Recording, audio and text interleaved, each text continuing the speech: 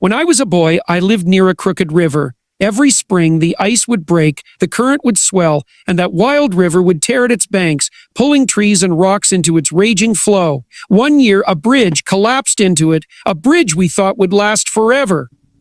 I remember standing there staring at the wreckage, wondering, how could something so solid, so certain, just fall apart? Later, I realized, it wasn't just the river's violence, it was that the bridge hadn't been maintained. It had rotted inside, bit by bit, over the years. Change, like the river, is inevitable, and if you don't strengthen yourself, life will tear you down without warning. When we talk about changing ourselves, the first and most uncomfortable truth we must confront is that we are not enough as we are. That statement may sound harsh in a world obsessed with telling people they are perfect just the way they are, but it is only in acknowledging our inadequacy that true growth can begin. You are not a finished product. You are a flawed, chaotic, incomplete being capable of so much more, but only if you face the reality of your own insufficiency. This is not meant as an insult. It is a calling to something higher, something better, something better. To claim you are already perfect is to deny the need for effort, discipline, and sacrifice, and ultimately to deny yourself the life you could have lived. Most people spend their days avoiding this realization. They distract themselves with entertainment, comfort, endless small tasks that feel important but solve nothing. They build layers of excuses around themselves like armor. This is just how I am. Other people have it easier. It's not my fault.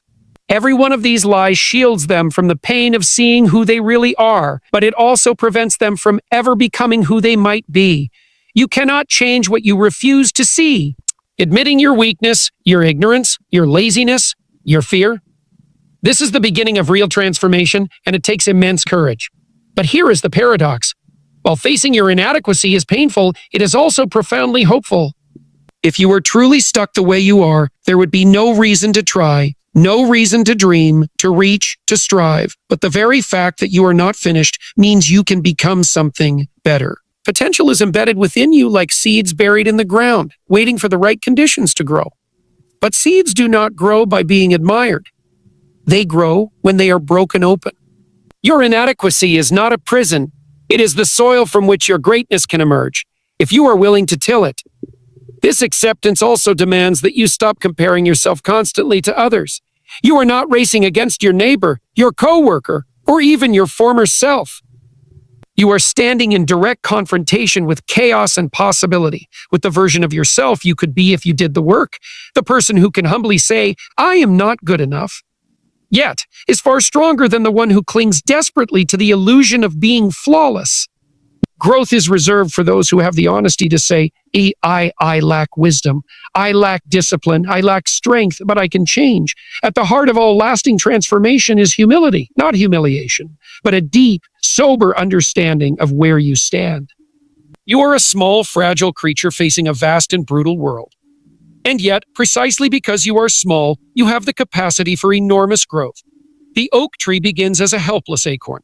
The champion once stumbled and fell. The wise man was once a fool. If you want to change yourself, the first and most sacred step is this. Accept your inadequacy, not as a sentence of doom, but as an invitation to greatness. And then get to work. The moment you realize that no one is coming to save you is the moment you begin to grow up. Responsibility is not something life should have to thrust upon you in a moment of crisis. It is something you should take up willingly, with open eyes and steady hands. When you shoulder a burden by choice, you make yourself stronger, more capable, and more resilient.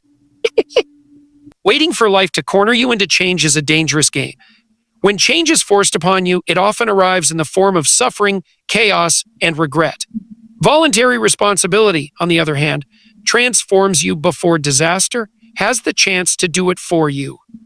Many people live as if their problems are someone else's fault. They blame their parents, their boss, their circumstances, even society itself for their shortcomings. But the brutal truth is that even if you were dealt a bad hand, and many are, it remains your responsibility to play it as well as you can. Blame may feel good in the moment, but it rots you from the inside. It makes you weak, cynical, and passive. When you choose to accept responsibility, you reclaim the power to act. You stop waiting for the world to fix itself, and you start fixing what you can touch, beginning with yourself. Taking responsibility does not mean accepting guilt for everything that goes wrong. It means recognizing that your life, with all its complexity and potential, is yours to steer. It means admitting that you are, to a large extent, the author of your own story. And if your story is currently a tragedy, you have the power to pick up the pen and begin rewriting it.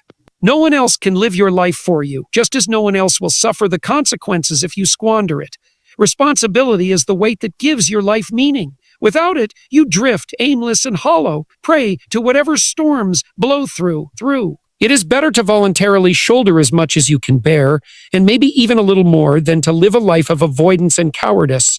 Strength is not built by comfort. It is built by willingly confronting what is difficult. Pick something meaningful, something difficult, and choose to carry it. It could be as small as mastering your bad habits, or as large as building a family or a business. The size of the load matters less than the act of carrying it on purpose, of making yourself into someone who can be trusted by yourself and others when times grow dark. If you reject responsibility, life will eventually impose it upon you anyway, but by then it will be far heavier, and you will be far weaker. Voluntary responsibility is your preparation against inevitable hardship. It sharpens your character, clarifies your vision, and gives you dignity. A person who bears responsibility stands taller, speaks more clearly, and suffers less needlessly. So take up the heaviest burden you can bear, not because someone demands it, but because your life, your real life, depends on it. When people first recognize the need for change, they often make a critical mistake. They aim too high, too fast. They dream of radical reinventions, massive transformations, and overnight success. But real change does not work like that. You do not climb a mountain by leaping to the summit in a single bound. You climb it one painful, deliberate step at a time. If you try to take on too much at once, you will collapse under the weight of your own ambition. You must start instead with the smallest, most manageable step, something so achievable that you cannot reasonably refuse to do. The smallest step could be as simple as making your bed in the morning, cleaning your room, showing up 5 minutes earlier to work, or telling the truth once where you might have lied. These small acts are not meaningless. They are the foundation on which you build the strength necessary for larger challenges. Mastery begins with discipline over the little things. If you cannot command yourself to perform a simple task reliably, how do you expect to endure the trials of a complicated life? The seemingly insignificant victories are what make the great battles winnable. People often dismiss small improvements because they crave dramatic, visible progress. They want transformation they can post online, achievements that will earn applause. But this craving for immediate glory is a trap. Greatness is invisible at first. It is built quietly, privately, in the dull repetition of small right actions. You cannot skip the foundational work. The person who spends a year quietly strengthening their habits will achieve more than the person who makes a grand, unsustainable gesture and burns out after a week. Starting small also teaches you humility. It reminds you that you are not yet who you could be. And that's all right, because becoming that person is a process. It teaches you patience and perseverance, virtues that no meaningful change can happen without. If you can train yourself to take the smallest step today, and then another tomorrow and another the next day, you will find, almost without realizing it, that you are capable of things that once seemed impossible. The mountain that loomed over you so terribly shrinks as you rise step by step. You cannot build a fortress overnight, but you can lay a single brick. Lay it carefully, place another tomorrow. Do it badly at first if you must, but do it. Every step you take strengthens your footing. Every brick you lay fortifies your future. Begin with the smallest possible step, the one that feels almost embarrassingly easy, and trust that over time, those small steps will lead you somewhere extraordinary. Truth is the foundation on which a stable life is built. Without it, everything collapses, sooner or later. Most people think of truth-telling in terms of avoiding big, obvious lies, but the danger lies even more in the small daily deceptions. The moments when you say what is easy instead of what is accurate, when you pretend to agree to avoid conflict and be dead, when you suppress what you know to be real just to keep the peace. Telling the truth does not mean shouting your opinions at everyone you meet. It does not mean using honesty as a weapon to hurt or dominate others. It means aligning your words with reality as best you can. It means saying what you truly believe, or at least refusing to say what you know is false. It requires you to look carefully at your own assumptions, your own fears, your own desires, and to refuse to allow cowardice or convenience to twist your tongue. Truth demands more from you than comfort. It demands integrity, and integrity is expensive. There is a terrible price for lying. Every falsehood you tell separates you further from reality. When you lie, you live in a fantasy, and the longer you stay there, the more reality punishes you when it finally crashes through your illusions. Relationships built on lies rot from within. From within. Careers maintained through deceit collapse and disgrace. Even if you think you are lying for good reasons, to protect someone's feelings, to avoid unnecessary conflict, you are still laying bricks in a wall that separates you from the real world. And when that wall falls, as it inevitably must, the damage is far greater than if you had faced the truth in the beginning. But telling the truth is frightening, especially at first. It makes you vulnerable. It forces you to confront uncomfortable facts about yourself and about the world. It may cost you approval, status, comfort, and even relationships. Yet there is something worse than paying the price for honesty, and that is paying the price for cowardice. Over time, speaking the truth strengthens you. It sharpens your vision. It draws real allies to your side and drives away those who only loved the mask you wore. It is a dangerous path, but it is the only one that leads anywhere worth going. You may not always know the full truth. Resentment tells you that the world owes you something. It whispers that your suffering is unjust, that others have it easier, that you have been cheated. And while there is often a grain of truth to this, life is unfair. Clinging to resentment ensures that you remain a victim. It blinds you to your own power to act, to change, to improve. Instead of motivating you to rise above your circumstances, resentment feeds your weakness and paralyzes you in your misery. It justifies inaction and fuels endless self-pity, neither of which will lift you an inch closer to a better life. Arrogance is even more seductive. It convinces you that you already know everything you need to know, that you are superior to those around you, that you are somehow above criticism. It flatters your ego and shields you from the painful but necessary lessons of humility. Yet arrogance isolates you from reality. It blinds you to your own flaws and blinds you to the wisdom others could offer. The arrogant man ceases to grow because he no longer believes he needs to, and life punishes stagnation. No matter how talented or intelligent you are, arrogance will eventually turn those gifts into liabilities. Deceit, meanwhile, starts with small lies, little exaggerations, small omissions, but it grows rapidly. It distorts your relationship with the world because you can no longer tell what is real and what is false. Lying to others is dangerous, but lying to yourself is catastrophic and catastrophic. Every deceit, however minor it seems, makes you weaker, makes your life more complicated, and deepens the gap between who you are and who you pretend to be. When enough lies stack up, the collapse is inevitable, and when it comes, it will be brutal. To live well, you must be ruthlessly vigilant against these three poisons. Notice resentment when it flickers in your heart and stamp it out with gratitude and action. Catch arrogance when it swells within you and crush it with humility and curiosity.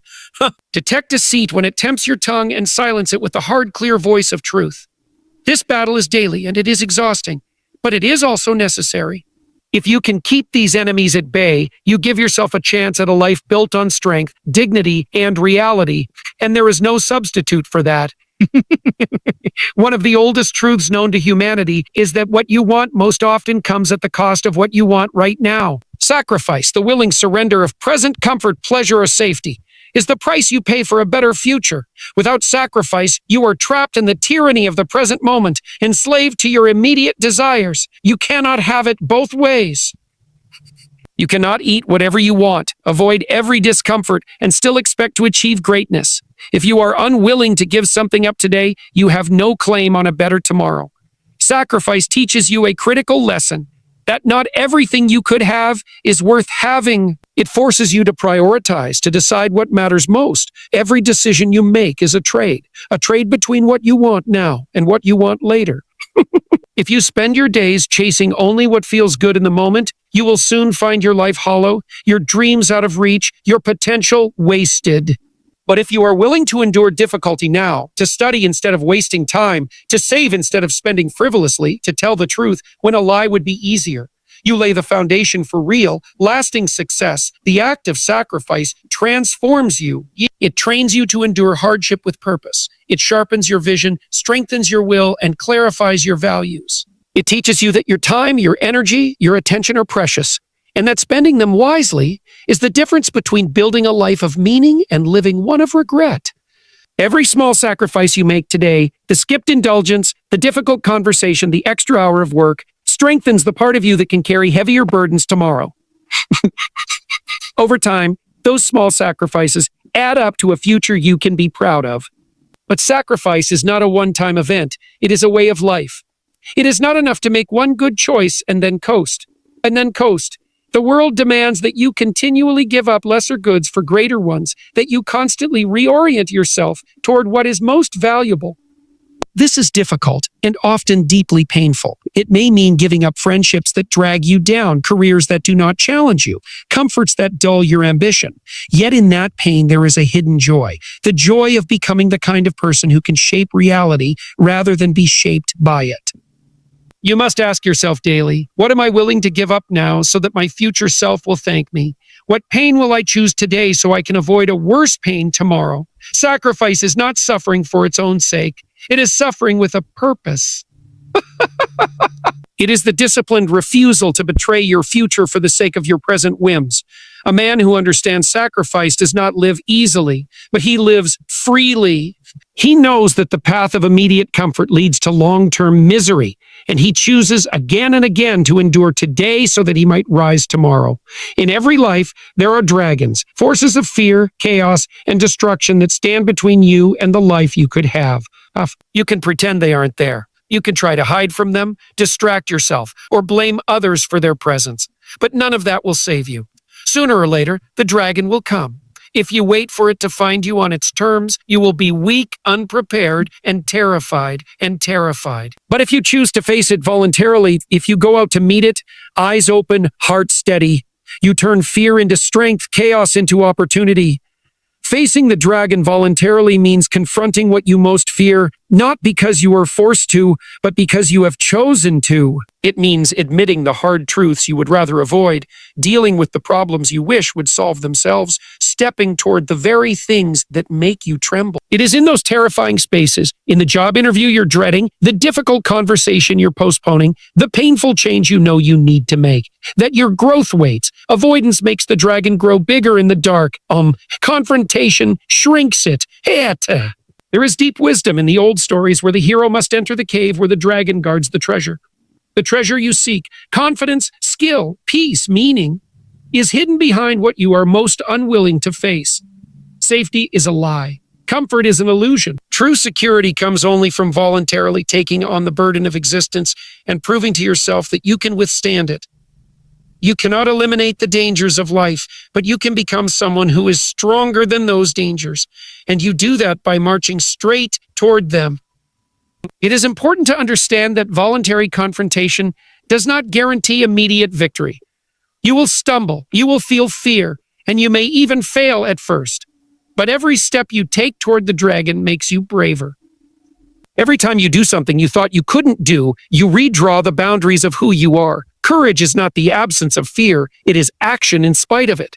The man who faces the dragon voluntarily, again and again, becomes the kind of man others look to when their own dragons appear. He becomes a source of strength in a world that desperately needs it. Your life will not wait for you to be ready. The challenges ahead will not shrink out of kindness. So choose to meet them before they find you unprepared. Seek out the dragons, however small at first, and fight them with all you have. In doing so, you will find that the thing you feared most was not the dragon itself, but your own untapped courage. Face the dragon voluntarily, and you will discover that the path to who you could become lies not around your fears, but directly through them.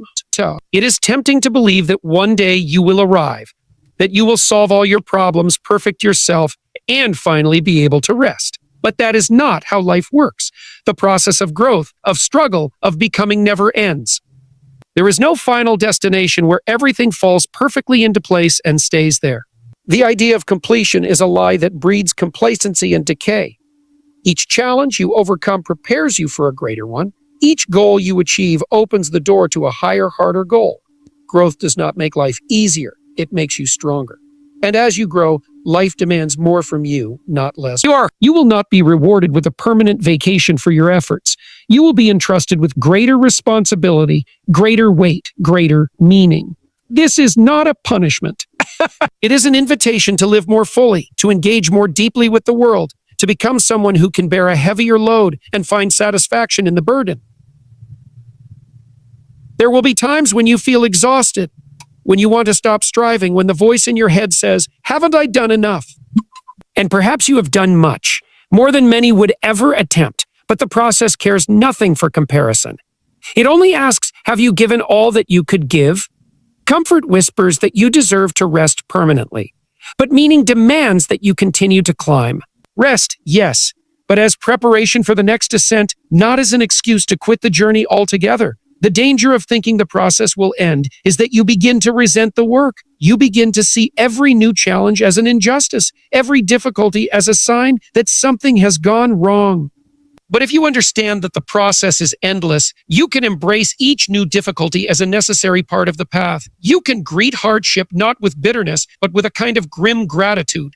Here is another opportunity to grow, to become more, to become more. Your struggles are not interruptions. They are the path itself.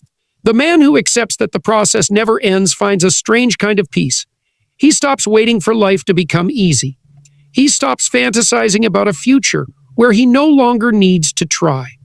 Instead, he turns his eyes to the next task, the next challenge, the next burden, and he lifts it willingly. In doing so, he becomes the kind of man who is not broken by life, but forged by it. Do not seek an ending. And seek the strength to walk the endless path with your head high and your spirit unbroken.